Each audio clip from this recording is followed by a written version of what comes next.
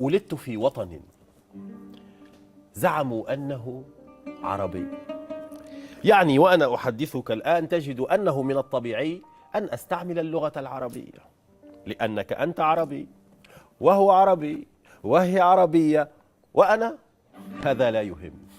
المهم أني لدي مجموعة من التساؤلات للعرب، للذي على الثورات ركب، للذي ساعد الغريب حين نهب، للذي لم يقل شيئا حين الغريب لأرضنا وعرضنا اغتصب، للذي سئم من القضايا العالقة فهرب، للذي اغترب، للذي طبل ومجد وللملوك والسلاطين تهجد، للذي سمع فردد وغيب عقله وما تردد، للذي تعلم الخنوع والخضوع ونسي أن لغير الله لا ركوع، للذي يكنز أموالا وأمة تجوع فخانها بلا رجوع، للذي يحرم الفنون والغناء ويحل في أذهاننا استعباد النساء، يحل في أذهاننا اغتصاب النساء ويزعم أن الظلم ابتلاء وحقوق الإنسان كفر ورياء، للذي رضي بأمة من فكت عن انحدار، للذي رضي بأمة تدجن الأفكار فتزعم أن الفلاسفة كفار، للذي حاصر وجداننا بجملة من الأقفال، للذي كبل عقولنا بوابل من الأغلال وحصر حياتنا في الحرام والحلال وعلمنا الوقوف على الأطلال، وحتى لذلك المواطن البسيط الذي لم يقرأ لا معجما ولا وسيط ولم يكن له صدى وسيط.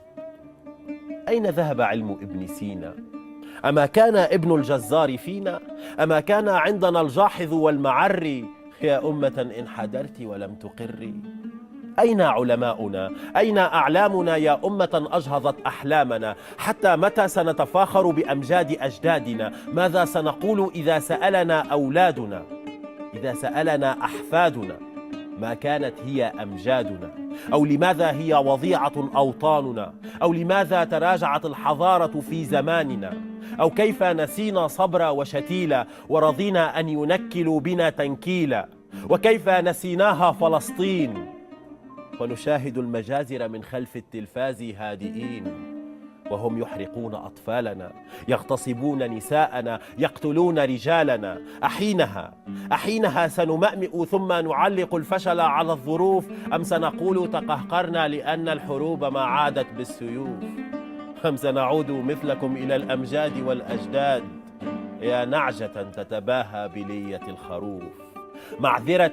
معذرة يا أمتي إذا كنت سليط اللسان، معذرة إذا تطاولت على مجتمع الخرفان، ولكن هذه هي حقيقة أمة قد غيبت قيمة الإنسان.